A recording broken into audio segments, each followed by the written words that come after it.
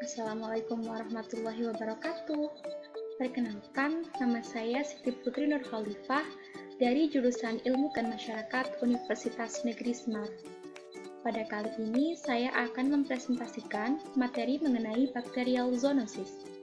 Untuk contoh penyakit yang pertama, saya mengambil contoh penyakit antraks.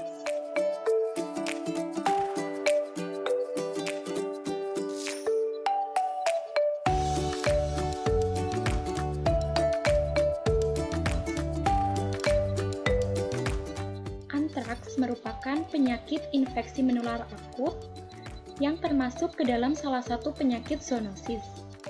Penyakit antraks ini disebabkan oleh bakteri Bacillus anthracis, yaitu suatu bakteri yang mempunyai kemampuan membentuk endospora sebagai bentuk pertahanan diri suatu bakteri sehingga menyebabkan bakteri ini sulit dieradikasi.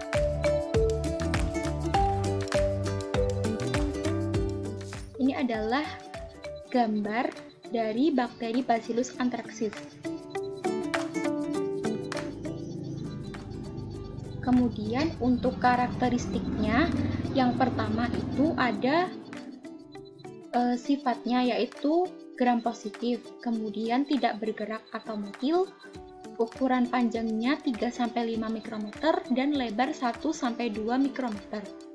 Berbentuk batang besar dengan ujung persegi dan sudutnya yang tajam. Hidup secara aerob dan tampak berwarna biru ungu di bawah mikroskop. Dan juga suhu optimal untuk pertumbuhannya sekitar 37 derajat Celcius.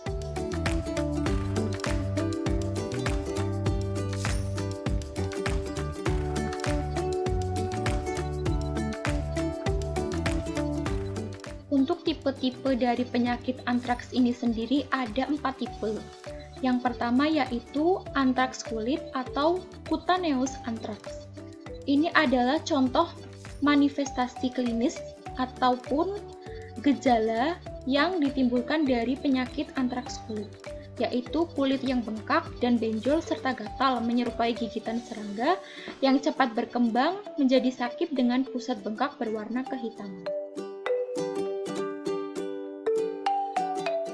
Kemudian yang kedua ada antraks gastrointestinal atau antraks yang penularannya terjadi melalui saluran pencernaan atau oral.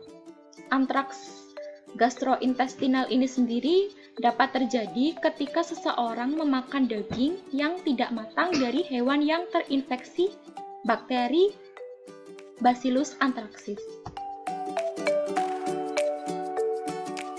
Kemudian yang ketiga ada antraks inhalasi, yaitu antraks yang penularannya melalui saluran pernapasan. Pada jenis ini menimbulkan gejala seperti flu, sakit tenggorokan, demam ringan, kelelahan otot dan nyeri otot, serta ketidaknyamanan pada dada. Dan yang keempat yaitu antraks meningitis. Umumnya, antraks meningitis merupakan komplikasi antraks tipe pulmonal, intestinal, dan cutaneous yang kemudian melalui aliran darah tiba pada jaringan otak, sehingga menimbulkan peradangan.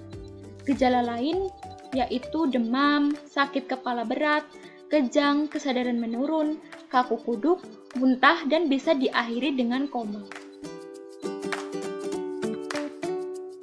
Kemudian seperti yang telah dijelaskan pada sebelumnya, cara penularan antraks ini sendiri dapat melalui 3 cara, yaitu pernapasan atau inhalasi, melalui kulit, dan juga melalui pencernaan atau gastrointestinal. Untuk pencegahannya itu sendiri dapat dilakukan dengan membeli daging segar dan juga proses pemasakan yang benar. Kemudian membiasakan mencuci tangan dengan air bersih dan menggunakan sabun. Kemudian membersihkan jamban, tidak meludah sembarangan, dan menyemprotkan desinfektan secara intensif. Dan dilakukan vaksinasi apabila diperlukan. Kemudian untuk pengobatannya ini dapat dengan menghubungi dokter secara segera jika ditemukan atau dideteksi gejala-gejala yang telah dijelaskan pada bab sebelumnya tadi. Kemudian memberikan antibiotik dan terapi dan juga vaksinasi.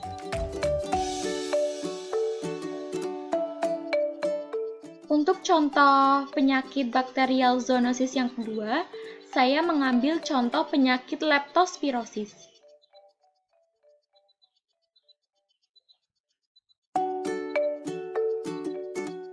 Leptospirosis adalah penyakit yang disebabkan oleh bakteri Leptospira sp, terutama di negara tropis dengan kelembaban yang tinggi.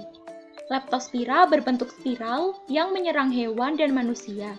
Dapat hidup di air tawar selama lebih kurang 1 bulan dan biasa ditemukan dalam air seni dan sel-sel hewan yang terkena.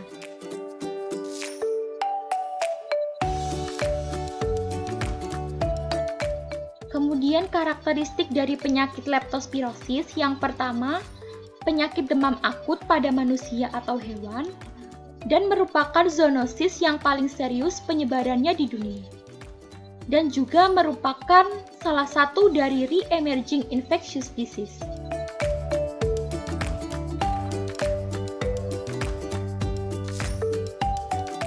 Untuk sumber penularan dari penyakit leptospirosis ini adalah hewan, termasuk tikus atau rodent, babi, kambing, domba, kuda, anjing, kucing, serangga, burung, kelelawar, tupai, dan landak. Penularan langsung dari manusia jarang terjadi, namun penularan dapat terjadi melalui air banjir, lumpur, sampah, sayuran mentah, dan buah yang terkontaminasi urin hewan yang mengandung bakteri Leptospira. Kemudian melalui kontak dengan air, tanah, atau tanaman yang telah dikotori oleh air seni hewan yang menderita leptospirosis. Dan yang terakhir, dengan terkontaminasi urin dari hewan yang ada di gudang-gudang sebelum si makanan atau minuman itu didistribusikan dan dipajang ataupun dijual di toko yang makanannya itu dibungkus dalam kemasan.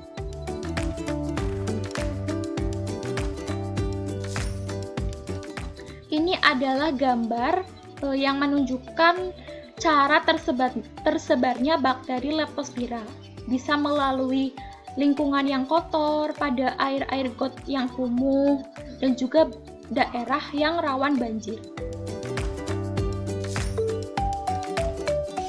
Kemudian untuk penyebab dan cara tersebarnya bakteri Leptospira ini, bakteri Leptospira ini masuk ke tubuh lewat luka atau kulit yang lecet. Kadang juga melalui selaput di dalam mulut, hidung, dan juga mata. Untuk penularannya bisa terjadi setelah tersentuh air kencing dari hewan yang terinfeksi bakteri Leptospira. Kemudian makanan dan minuman yang tercemar juga dapat menjadi perantara penularan penyakit ini. Dan juga peristiwa banjir juga berpotensi besar untuk menyebabkan penyakit ini. Kemudian, siapa kelompok yang beresiko untuk tertular penyakit ini? Yang pertama ada petani, dokter hewan, karyawan penjagal, tukang kebun, pekerja tambang, peternak, dan yang mempunyai hobi berkemah, berakit di air, dan olahraga air. Karena semua pekerjaan ini adalah pekerjaan yang rentan atau sering melakukan kontak langsung dengan hewan-hewan ataupun lingkungan yang mungkin berpotensi untuk menjadi penularan dari bakteri Leptospira ini.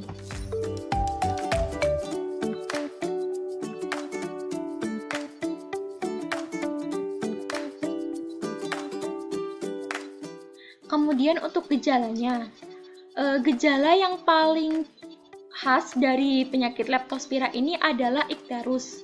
Perdarahan dan gagal ginjal adalah indikator utama leptospirosis berat. Untuk gejala awalnya atau gejala dini, umumnya menyebabkan demam, sakit kepala berat, nyeri otot, malaise atau lesu dan lemah, mual, muntah, dan mata merah. Kemudian untuk gejala lanjutannya yaitu sakit kuning atau yang biasa dikenal dengan jaundice. Kemudian menyebabkan gagal ginjal, pendarahan pada kulit, dan pembengkakan pada selaput otak.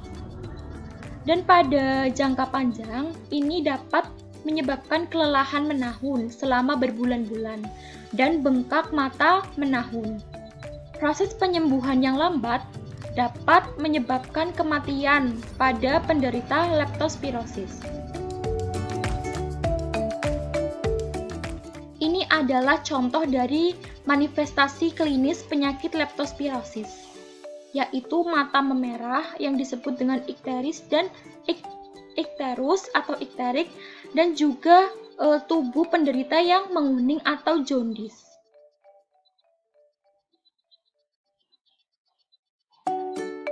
Untuk faktor risikonya dan transmisinya, ini dapat terjadi melalui kontaminasi,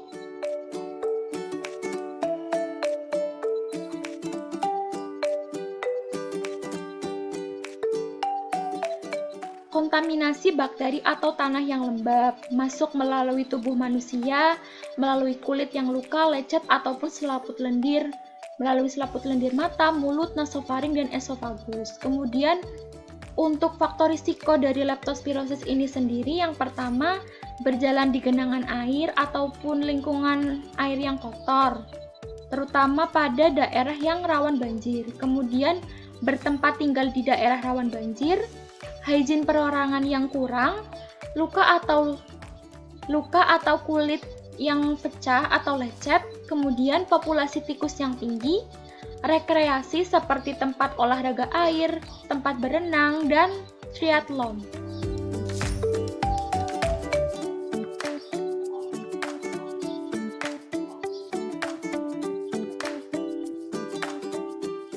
Kemudian untuk pemeriksaan diagnosisnya, untuk mendeteksi leptospira dapat secara langsung menggunakan mikroskop lapangan gelap. Untuk mendeteksi gen spesifik leptospira dapat menggunakan PCR. Dan untuk mendeteksi antibodi terhadap leptospira dapat dilakukan dengan metode ELISA dan lain-lain. Untuk pengobatan dari penyakit leptospira ini dapat menggunakan antibiotik yang banyak dijumpai di pasaran, seperti penisilin dan turunannya, seperti streptomycin, tetrasiklin, erythromycin, dan lain-lain. Kemudian untuk upaya pencegahannya dapat dilakukan melalui pengendalian populasi rodent atau tikus di rumah dengan menjaga kebersihan rumah, kemudian menyimpan makanan dan minuman dengan baik agar terhindar dari tikus atau rodent. Melakukan vaksinasi terhadap binatang rumah atau peliharaan. Juga membiasakan diri dengan hidup bersih dan sehat. Kemudian untuk para pekerja yang kontak langsung dengan hewan dapat melakukan PHBS juga dan memakai APD yang lengkap guna menghindari dari tertularnya si penyakit leptospira ini. Kemudian juga membersihkan sisa banjir menggunakan sepatu boot yang terbuat dari karet dan sarung tangan karet.